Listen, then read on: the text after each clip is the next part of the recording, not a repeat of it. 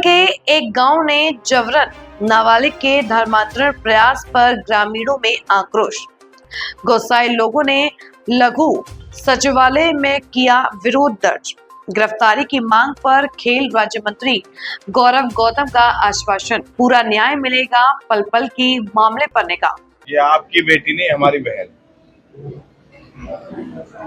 और ये सरकार आपकी है, इस बात को आप भली भांति जानते हो। पुरानी सरकारों में भी हालात देखे और इस सरकार में भी। मेरे पास आगे और तुमको अभी कम पता है, इसमें और लोग इन्वॉल्व हैं, नाम मैं बताना नहीं चाहता। उनकी जल्दी से जल्दी नाम हो जाएगा तो वो सचेत हो जाएंगे। और ये तार यहीं नहीं जुड़े, ये आगे भी है, उसकी जानकारी मेरे पास है। इस पब्लिक में, मैं इतनी भीड़ में वो जानकारी आपको नहीं दूंगा, लेकिन मैं उस हर पल पे निगाह बनाए हुआ हूं। किसी से समझौते की जरूरत नहीं है, किसी से डरने की जरूरत नहीं है। मैं आपके साथ खड़ा हूं डंके से।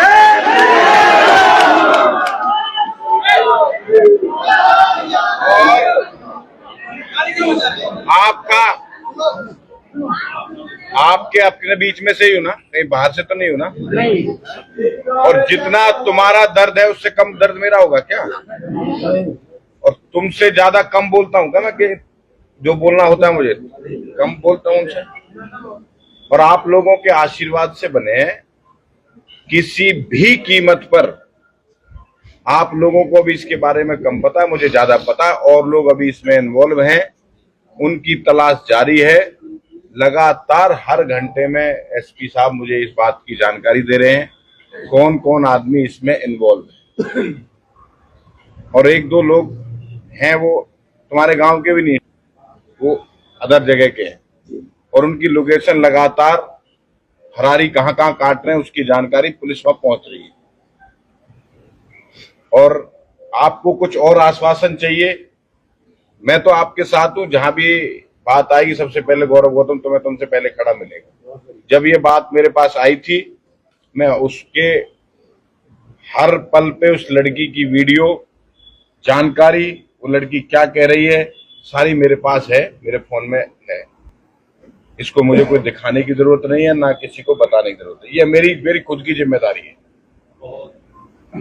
ना। इस बात तो कोई, इससे मुझे किसी से प्रमाण चाहिए कि भैया प्रमाण चाहिए, मेरी जिम्मेदारी है। मैं जिम्मेदारी से पीछे नहीं हटना। इसकी तह तक जाएंगे। इसमें सिर्फ यही लोग नहीं, और लोग भी इन्वॉल्व हैं। उनकी तलाश जारी है। जल्दी वो सलाखों के पीछे होंगे। कानून अपना कार्रवाई ठीक कर रहा है, आप चिंता ना करना। मैं आपके साथ हूं। आप अकेले भी रहोगे ना पंडित जी महाराज, तो गौरव गौतम आपके साथ खड़ा है, तो कोई रहे या ना रहे। और इस चीजों पे आप लोगों को सजग रहने की जरूरत है। अपनी बहन बेटियों को भी समझाने की जरूरत है और सजग भी रहने की जरूरत है। तो मेरा तो आपसे ये निवेदन है। और मैं आपसे खुद मिलने आया हूं, मैंने खुद फोन किया, पूछो कि मैं मिलने आ रहा हूं। मैं चंडीगढ़ हूं, मैं चंडीगढ़ से मैं आज सबसे पहले मैं कहूँ तो गांव में आऊंगा। इन्होंने नहीं, गांव में नहीं हूं, मैं शहर में हूं। मैं शहर में, मैं गांव में जाना चाहता हूं सीधा वहीं पे। ना जी शहर में रह रहे, अभी हम थोड़ा लोगों से जहां रहोगे तो मैं वहां मिलने के लिए मैं आऊंगा। आप इस बात की कतई चिंता ना करना। आपसे ज्यादा जानकारी मेरे पास इस केस की है, और आपसे ज्यादा कौन कौन लोग इन्वॉल्व है इसकी जानकारी मेरे ऊपर है। और किस किस गांव के लोग इसमें इन्वॉल्व है वो भी जानकारी मेरे पास है। एक को भी नहीं बख्शेंगे किसी भी कीमत पर। और ये मेरी जिम्मेदारी है, आप इसको निश्चिंता करें। और आपका अपना भाई हूं, आपसे ज्यादा इस दर्द को समझता हूं। ठीक, समय रहते हुए सब चीजें ठीक होंगी, आप तसल्ली रखो, भरोसा रखो। पुलिस भी आपकी है और जनप्रतिनिधि भी आपका है। मैं यही आग्रह करना चाहता हूं कि इनके दोषियों को, इस केस के दोषियों को सख्त से सख्त सजा दी जाए। और आपको ये भी बताना चाहता हूं, इस मस्जिद का ये पहला केस नहीं है जहां धर्मांतरण किया जा रहा है। एक भाई भंवर सिंह जी थे कई साल पहले, उनका भी धर्मांतरण इस मस्जिद के द्वारा ही हुआ था। और आज हमारी बेटी का धर्मांतरण किया जा रहा है, और फिर भी हमें धमकी दी जा रही है यदि मौलवी साहब के ऊपर कुछ हुआ, उनको नहीं छोड़ा गया तो देश हिल जाएगा। वो तो देखा जाएगा क्या हिलेगा। लेकिन मैं ये डिमांड करता हूं मंत्री जी से कि मंत्री जी, आपको हिंदू समाज ने विशेष रूप से जो वोट दिए हैं, जिताया है, वो इसीलिए जिताया है क्योंकि हिंदुओं के ऊपर जो अत्याचार विधर्मियों के द्वारा किए जा रहे हैं, आप उन अत्याचारों से हमें मुक्ति दिलाएंगे। दूसरी तरफ डीएसपी साहब हमसे ये कहते हैं कि फला आदमी को निकाल दीजिए, यदि नहीं निकालोगे तो फिर केस का ये हो जाएगा, हम आपकी कोई हेल्प नहीं कर पाएंगे।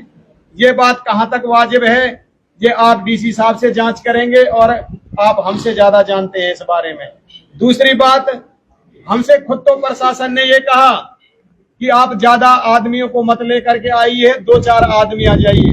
जब हम उनके पास 6 आदमी पहुंचे तो डीएसपी साहब कहते हैं हमसे कि पहली जब तुम आए थे FIR लॉन्च कराने तो आपके साथ 1000 आदमी थे, दूसरे दिन 50 रह गए, आज आप मेरे से बात करने आए हो तो मात्र 6 आदमी हो, और जब तुम केस को आगे लड़ोगे तो मात्र आपका घर परिवार रह जाएगा, कोई आपके साथ नहीं आएगा, क्योंकि आप लोग होते ही ऐसे हो जो हिंदू आदमी होते हो। मैं उनको भी कहना चाहता हूं कि आप